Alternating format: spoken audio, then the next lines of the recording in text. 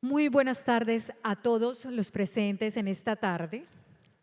Tenemos más bien nosotros hoy a un invitado que quién más, qué lujo, hablar con José Félix Laforí, presidente de Fedegan, de un tema que nos interesa a todos los colombianos y que hoy sí que ha generado noticia: el avance de los diálogos de paz con el ELN. Doctor Laforí, muchísimas gracias por estar aquí en este evento con todos nosotros para hablar de un tema incómodo, un tema que a uno les gusta, a otros no, pero que sin duda es de toda la actualidad nacional. Muchas gracias por estar aquí, doctor Laforí. Muchas gracias por invitarme. Complacido de estar con ustedes y al mismo tiempo tratar como de expresarle algunas reflexiones que espero alimentarme después con algunas preguntas que pueden ser pertinentes. A Luz Estela, a la Junta Directiva de Naturgas, a todos, muchas gracias por invitarme a estar con ustedes hoy. Gracias, doctor Laforí. Quiero empezar invitando a todos los que están llegando al auditorio a avanzar para poder escuchar esta charla que sin duda va a generar un titular. Doctor Laforí, usted, una persona que se opuso a los diálogos de paz con las FARC de manera vehemente durante el gobierno de Juan Manuel Santos, que siempre afirmó, o por lo menos insistió en la idea en que la salida al conflicto no podía ser tan negociada como fue con la FARC. ¿Cómo termina sentado precisamente en una mesa de diálogos con el ELN? Es verdad, yo siempre he creído que países como el nuestro, que han sufrido todo tipo de violencias, son las instituciones democráticas las que tienen que tener una respuesta frente al criminal.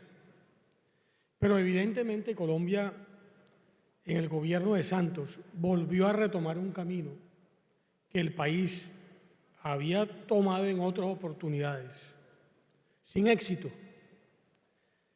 Y la prueba es que ese camino hoy nos lleva a unas circunstancias nada fáciles.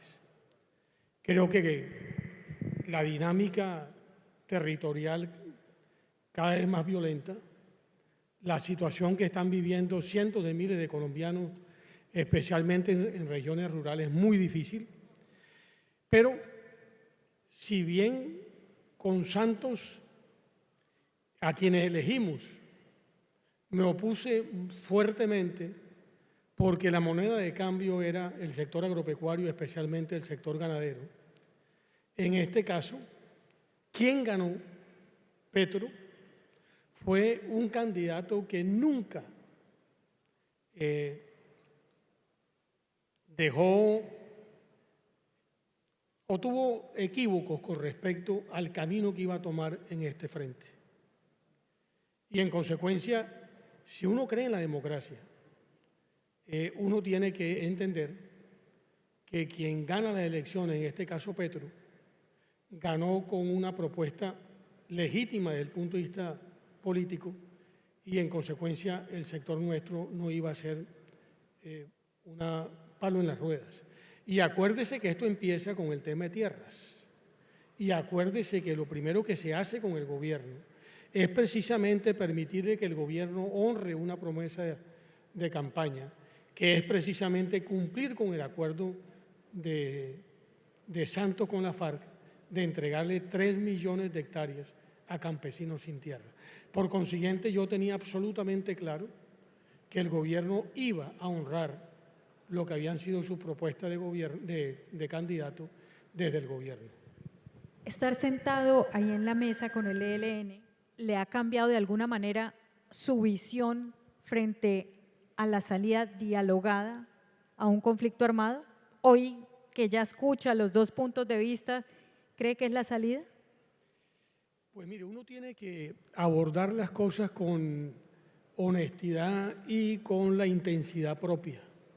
Pero claro, como todo, en una mesa de negociación son dos partes y dependerá fundamentalmente de la capacidad que tendrá también el ELN de llegar a una negociación. Pero fíjese que esta negociación tiene unos elementos que difieren de la negociación con la FARC.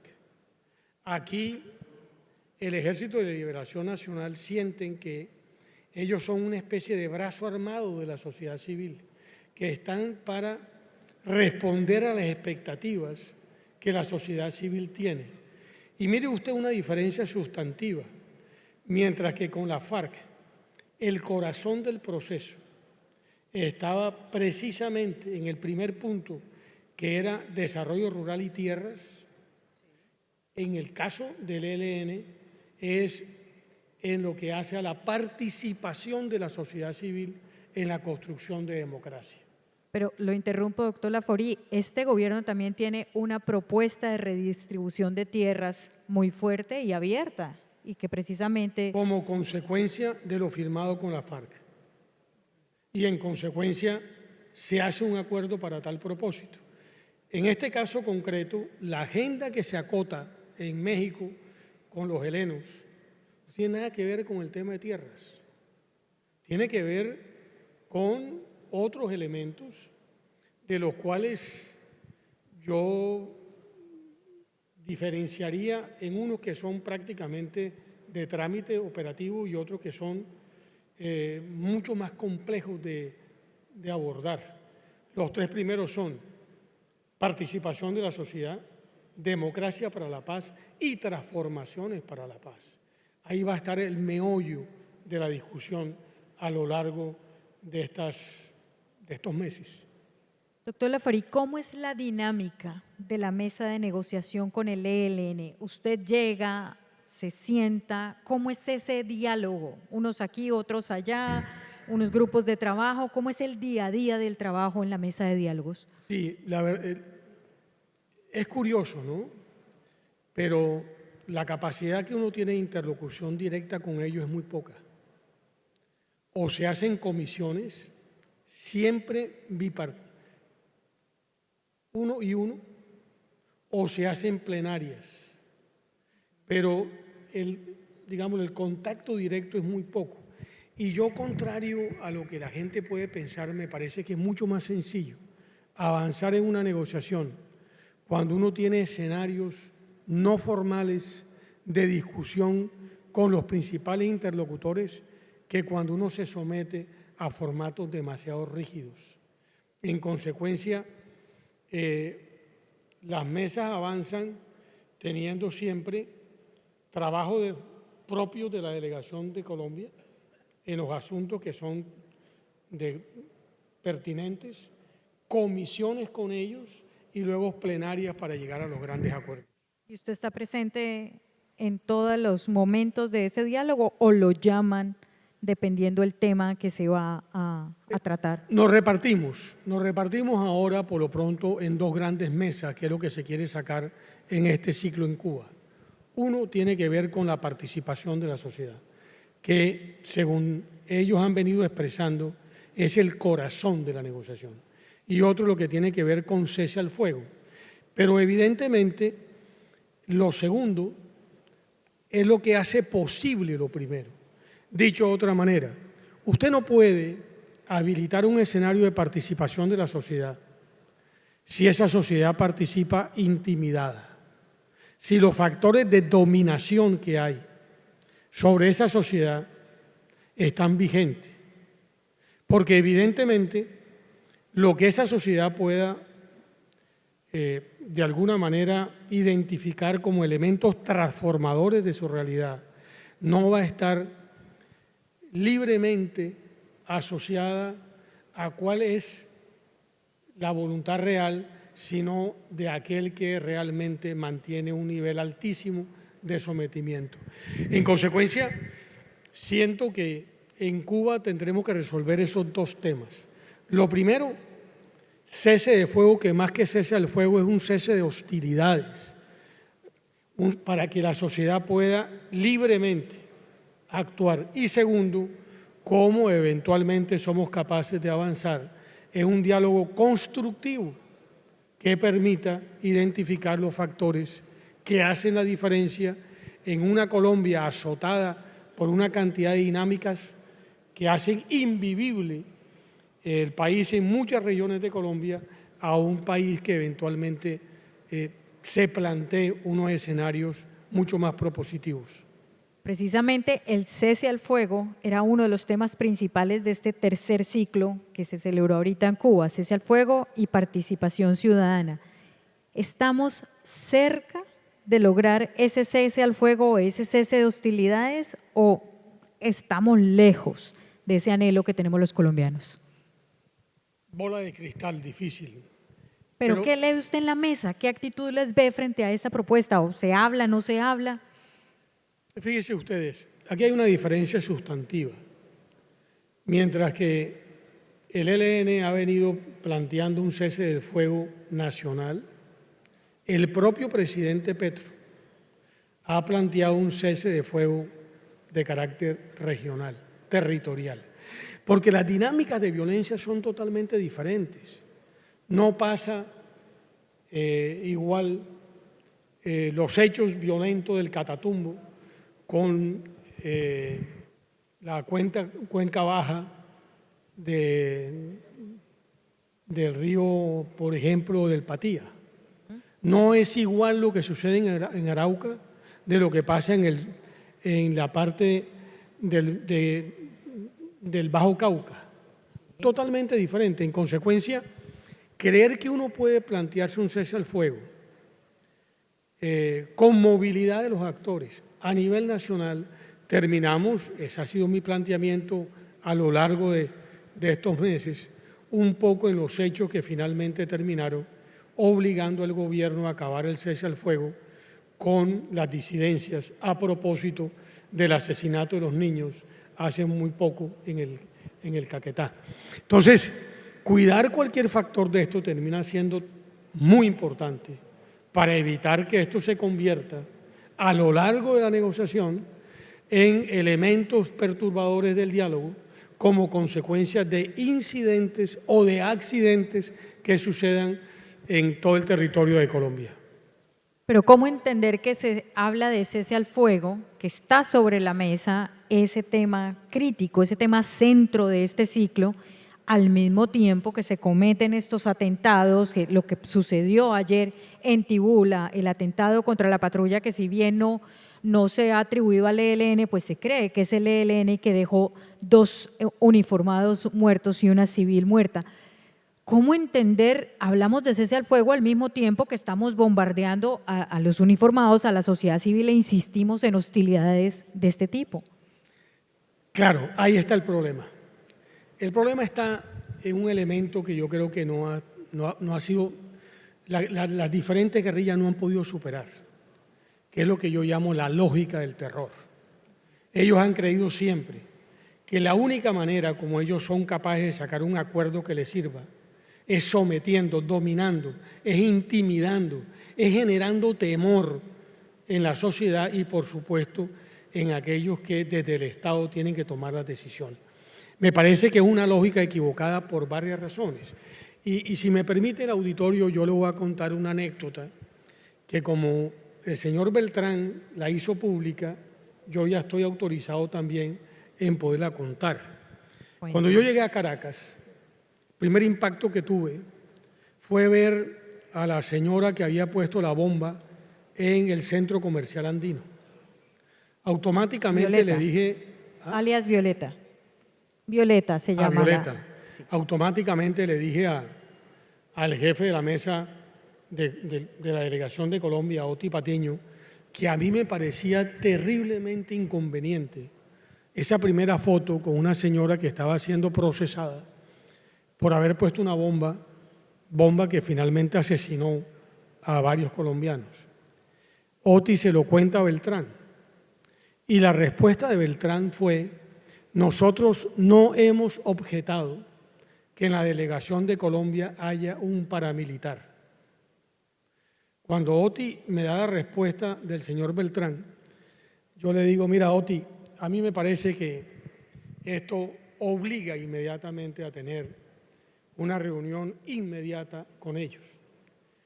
E hicimos una reunión pequeña, donde estaba Beltrán, Aureliano, un comandante de uno de los frentes de guerra y una de las personas que le maneja un área crítica del ELN. Del lado nuestro estaba el comisionado de paz, Oti, Cepeda y yo. Y cuando nos sentamos me pusieron enfrente a Beltrán. Y yo obviamente le hice un gracejo que no lo voy a contar porque tiene ahí un ingrediente que puede no ser entendido. Y para significarle que a mí el cuento de ser paramilitar no me importaba de mucho, que lo diera, digámoslo, por chuleado, que la equivocación consistía, y mi argumento estaba fundado, en que la sociedad lo que necesitaba eran mensajes positivos de unos diálogos, después de unas expectativas que había generado un acuerdo con la FARC, cuya promesa de valor se había prácticamente diluido a lo largo de estos años. Porque cuando la promesa de valor es que haya paz y lo que hay en los territorios es más violencia, evidentemente unos nuevos diálogos no van a convencer a la sociedad colombiana, sino en la medida en que los mensajes sean unos mensajes positivos. Pero tener una persona como Violeta en la primera fotografía no era un buen mensaje para la sociedad colombiana. Ahí se abrió una larga discusión y yo creo que a partir de allí empezamos a tener unas mejores dinámicas a propósito del incidente. Pero aún así sigo creyendo que después de México los hechos luctuosos cometidos por el ELN son terriblemente equivocados y yo tuve oportunidad de decirle, es decir, haber puesto una bomba creo que fue además un gasoducto en la zona norte de Santander, haber asesinado a estos policías que estaban dormidos, a unos soldados que estaban dormidos, haber cometido el atropello en Saravena, de coger una comunidad y haberla desplazado de Saravena. Me parece que no son unos hechos que realmente entusiasman en estos diálogos. Por eso casi que la obligación de la mesa es ver cómo entusiasmamos a un país descreído en el diálogo como instrumento de negociación para acabar violencia en Colombia. Doctor Laforí, usted, escuchándolo narrar estos hechos, que son los hechos que vemos todos los colombianos, ¿usted realmente cree en la voluntad de paz del ELN? ¿O no estarán utilizando más bien este tiempo para fortalecerse, para rearmarse y para ser aún más fuerte? Usted los ha visto de frente, ha hablado con ellos, se ha sentado con ellos. ¿Realmente cree que quieren la paz? Por los hechos los vamos conociendo. Por los hechos no, diría uno. Por los hechos nos vamos conociendo. Yo no me quiero ni anticipar ni tampoco prejuzgar. Porque evidentemente si tú estás en una mesa de negociación, tienes que tener un escenario despejado de cualquier elemento subjetivo. Repito, yo llegué a esa mesa con un equipaje, si se quiere, intelectual, que a lo largo de los años he venido arrastrando. Yo no voy a cambiar ninguna de mis convicciones. Yo siempre he creído que las democracias de carácter liberal se defienden frente al criminal a través de instituciones. Y esas instituciones son las que tienen que responder. Pero bien, si hay un proceso de diálogo, ellos son los que tienen que avanzar en la mesa, dando muestras de querer identificar aquellos elementos sobre los cuales esa sociedad imaginaria que ellos creen representar identifican elementos transformadores para lograr encontrarnos en el camino. Si es así, bienvenido. De lo contrario, yo creo que es la misma sociedad la que termina por rechazar y decirle al gobierno y a través del gobierno a la delegación del gobierno que los diálogos empiezan a no tener mayor sentido. Yo espero que no sea así, pero evidentemente uno no puede negar cuando los hechos son absolutamente tosudos. ¿Se ha desanimado en este tiempo? No, yo creo que uno tiene que tomar las cosas con entusiasmo. Es decir, como lo he dicho 1000 veces, yo no llego a torpedear la mesa, yo llego a participar de un proceso nada fácil, con un actor que ha sido complicadísimo. Aquí veo además un alto comisionado de paz que yo creo que estará tomando nota, pero evidentemente es quizás uno de los pocos grupos armados surgidos en una época donde esgrimieron un argumento, entre comillas, medianamente válido, que había una democracia restringida cuando surgieron en los años 60. Hoy, ¿cuál es la restricción que tiene la democracia colombiana cuando uno encuentra que el presidente de la República es un actor que en su momento fue un actor armado, Sí. que se desmoviliza, que participa activamente en la política y después de casi 20 años de estar en el Congreso, llega a la presidencia de la República? Eso digámoslo, hace de nuestra democracia, o dice mucho de nuestra democracia. Por consiguiente, los mismos elementos que sirvieron en su momento para justificar la lucha armada cada vez son menos, porque evidentemente con los defectos que pueda tener y con las limitaciones que pueda tener la democracia colombiana, evidentemente hoy quien preside el Estado colombiano es una persona que arrancó su vida precisamente en armas. Doctor Laforie, usted lo ha dicho acá, usted tiene sus convicciones, usted tiene sus principios y esto no ha modificado lo que usted piensa. Desde ese punto de vista, ¿qué ha sido desde su fuero íntimo lo más difícil de estar en esa mesa? ¿Qué es lo que más le ha costado trabajo? Mire, le contaba yo a unos amigos a propósito de una entrevista magnífica que la recomiendo, que salió la semana pasada de Pérez Reverté. Creo que salió en El Tiempo. Me imagino que El Tiempo habrá tenido los derechos de autor, porque yo supongo que esa entrevista fue en Argentina. Pérez Reverté contaba que él se impresionó mucho porque cuando él era un joven periodista le tocó cubrir como corresponsal de guerra la guerra de Etiopía y durante varios meses vivió con un grupo de guerrilleros que un buen día, después de una batalla, regresaron arrastrando todo tipo de crímenes, de violaciones y de hechos verdaderamente muy poco esperanzadoras de la condición humana. Y él se preguntaba cómo entender a esos mismos que al desayuno y durante más de un mes habían convivido con él de una manera absolutamente tranquila. Y por la tarde eran unos criminales como cualquier otro. Yo a veces me pregunto, cuando estoy en esta mesa, pues finalmente quienes están del otro lado son personas que no han tenido la misma respuesta que tiene un ciudadano del común en la observación de aquellas normas básicas de convivencia de una sociedad. Cuando uno mata, cuando uno secuestra, cuando uno comete una serie de crímenes, independientemente de la razón o la justificación, pues digámoslo que no es una persona igual al que está del otro lado de la mesa. Y en consecuencia, esa entrevista de Pérez Reverté para mí fue muy iluminante, porque me pone precisamente en ese mismo escenario. Y cuando tú tramitas con ellos cualquier desencuentro, encuentras una persona del otro lado que sabe tramitarlos en los mismos términos civilizados como tú lo tramitas. Sí. Argumentativamente, reflexivamente, si se quiere, con buenas maneras.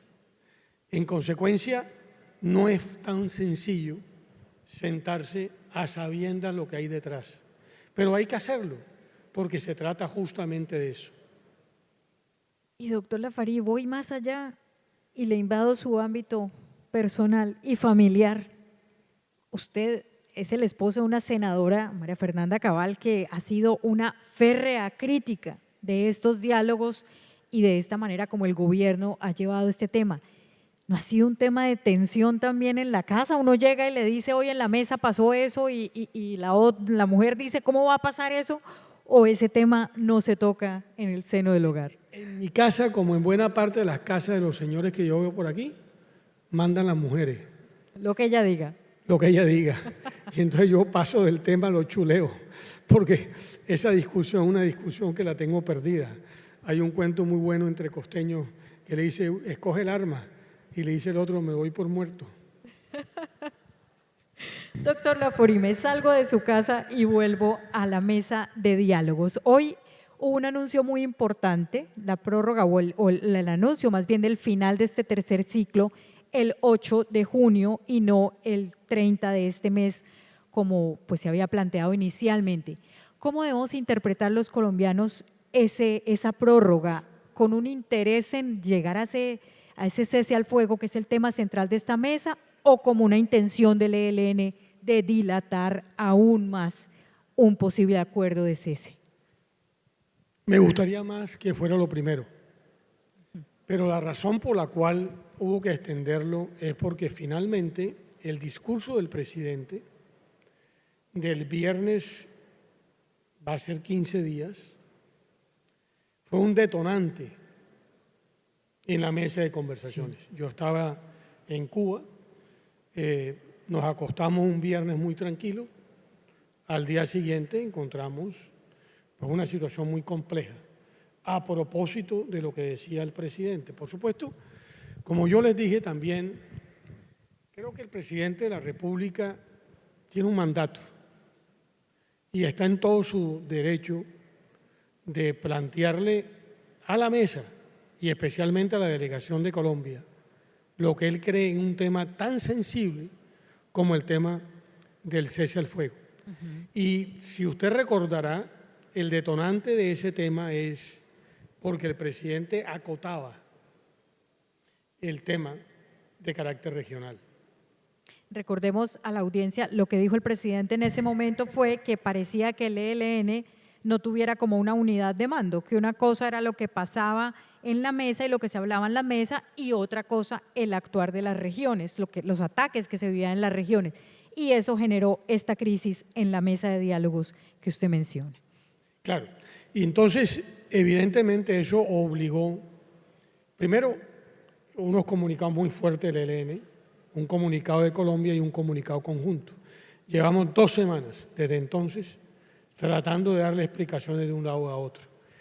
Yo regreso a Cuba mañana o el sábado a más tardar y aspiramos a que entre la semana siguiente y la semana que termina el 8 o el 9 de junio logremos avanzar en el cese como condición, en mi opinión, absolutamente indispensable para abrir un diálogo con las comunidades.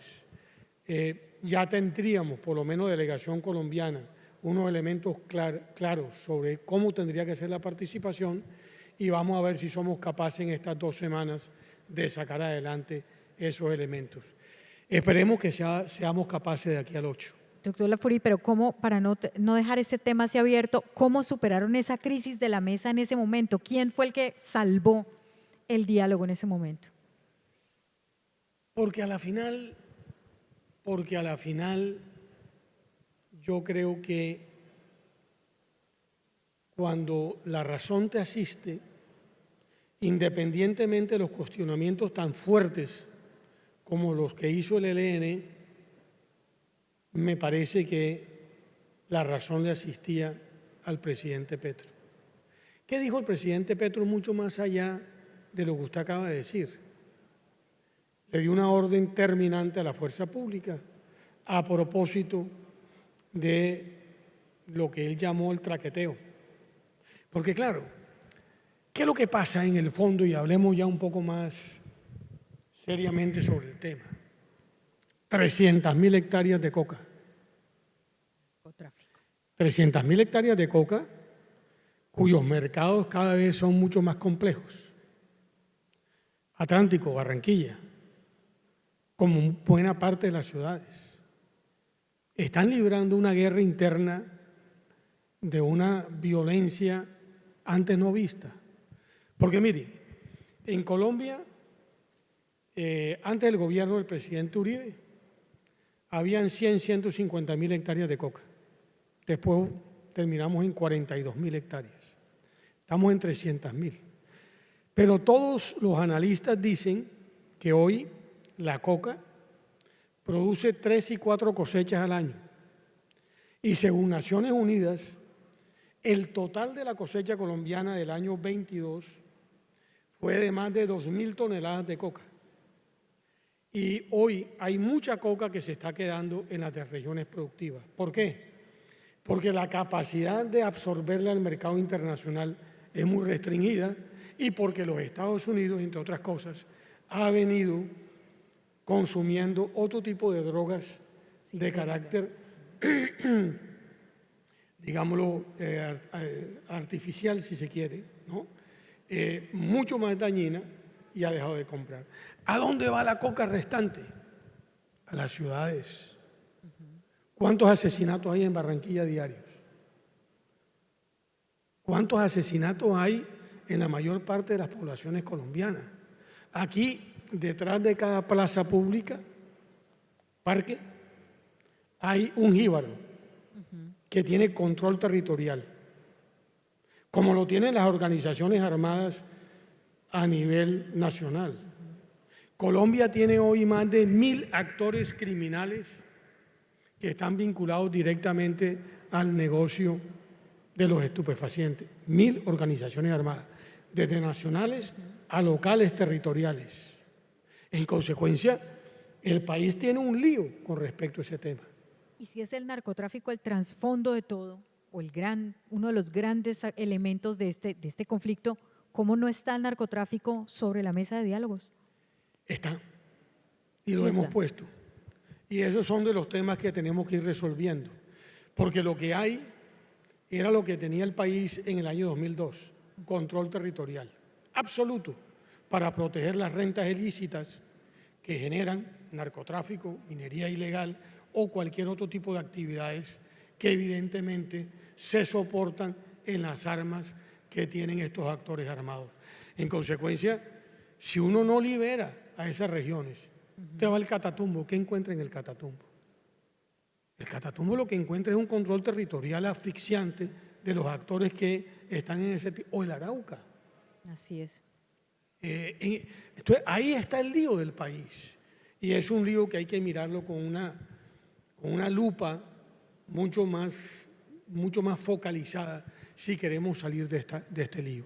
Aquí el país aplaudió el cuento del glifosato, le pareció magnífico dejar de erradicar coca a través del glifosato. Yo uso glifosato permanentemente en mis fincas. No se ha prohibido para usos de economía legal, se prohibió para uso de economía ilegal y llegamos a 300.000 hectáreas de coca. Entonces es un país que a veces se dice mentiras. Y claro, cuando se dice mentiras, pues termina enredada en unas dinámicas criminales de una intensidad muy difícil de controlar, a menos de que haya una respuesta del país entero, de la sociedad y del Estado colombiano. Doctor Laforía, el tiempo se acaba, pero no lo puedo, o se acabó más bien, pero no lo puedo dejar ir sin preguntarle dos cosas. La primera, ¿cómo ve la propuesta de paz total de la ley de sometimiento de los otros grupos armados en el país distintos al ELN? Difícil, la veo difícil, y así se lo ha expresado el gobierno. Nadie abandona un buen negocio. El narcotráfico es un buen negocio. Y cuando uno tiene unos actores tan disímiles, una organización armada como el ELN, que por supuesto surge con una intencionalidad política y la ha mantenido, porque yo que siempre he estado del otro lado, cuando uno conversa con ellos, evidentemente ellos responden a una vieja filosofía que tiene sus raíces en la teología de la liberación, del marxismo-leninismo, digamos, hay ideología de algún... hay algo de eso. hasta organizaciones como el Clan del Golfo, que evidentemente que detrás, pues yo que sepa, no hay ningún trasfondo de carácter ideológico. Entonces, cuando uno plantea paz total con organizaciones criminales tan disímiles, con dinámicas tan diferenciadas, no es nada fácil. La prueba es que el gobierno no ha podido avanzar y además voy a decir algo que me parece que es apenas evidente. El ELN no siguió la negociación con la FARC porque se sintió que no tenía la misma categoría que la FARC. En este caso yo creo que no se siente tampoco bien acompañada con otras organizaciones que evidentemente no responden, por lo menos a tener detrás un respaldo, si se quiere, entre comillas, ideológico como sí lo tiene el ELN. Y para terminar, que ya estamos pasados de tiempo, concreto, ¿el país va bien o va mal? Yo recuerdo una vieja expresión de un gran dirigente gremial que decía: la economía va bien y el país va mal. Yo no creo que el país vaya bien. Incluso tampoco creo que la economía vaya bien. Es decir, yo creo que este año la situación económica no va a ser igual que el año pasado. Y la verdad es que como colombiano lamento que la coyuntura colombiana sea tan compleja como la que estamos teniendo actualmente. Un gobierno del cambio que intenta hacer cambios desde el Congreso, cambios que no le han resultado fácil, sí. Y en consecuencia hay una serie de factores que a mí me preocupan. Por ejemplo, no me gusta el protagonismo que han tomado las llamadas guardias indígenas, cimarronas y ahora campesinas. No me gusta. No me gusta una serie de factores que se están sucediendo, repito, ya no solo a nivel rural, territorial rural, sino también a nivel urbano. Yo sí creo que el país sí merece un alto en el camino para ver cómo somos capaces de visualizar un mejor país. Y termino con esto. En esa vía de discusión, que fue una discusión muy larga de la que le contaba, sí, que arrancó a las 7 de la noche y terminó a más de las 11:30 de la noche, yo le eché un cuento divertido a Beltrán a propósito de un ensayo de Ortega y Gasset de España invertebrada. España en los años 20 vivía una época terrible, todavía como consecuencia de las pérdidas de las últimas colonias de ultramar, Cuba, Puerto Rico, Filipinas, y empezaron todos estos procesos separatistas identitarios españoles. Y Ortega le decía a los españoles un par de cosas que a mí me parece que son interesantes y que podrían servir como elemento de referencia para la Colombia actual. Le decían: miren ustedes la diferencia de cuando los reyes católicos fueron capaces de imaginarse un país, la España. España no existía antes de 1492. Cuando los reyes católicos finalmente son capaces de armar España, tuvimos un idioma, descubrimos América, hicieron un imperio y dominaron, digámoslo, el mundo durante más de 3 siglos. Sí. Pero cuando perdieron las colonias, el proceso de desintegración de España iba a la par. Mi pregunta es: ¿no es bueno que Colombia empecemos a pensar que es parte de los diálogos y que en eso estoy yo? Porque si estos diálogos amenazan a algún sector, es porque dentro de la agenda de México se incorporó un elemento que evidentemente venía de los acuerdos con Santos de tocar o por lo menos revisar desde la perspectiva democrática el modelo de desarrollo económico. Yo creo que Colombia tiene que repensarse otra vez. Hay que volver a montarnos en una utopía que sea capaz de pensar en un mejor país, porque como vamos, vamos mal. Doctor Laforí, muchísimas gracias, no solo por estar aquí, sino por de verdad apostarle de todas maneras a una intención de salida del conflicto que al final es todo lo que queremos los colombianos. Y a Naturgas por abrir este espacio de diálogo de un tema sin duda difícil, doloroso, pero real para la vida de todos nosotros. Muchísimas gracias a todos. A ustedes muchas gracias.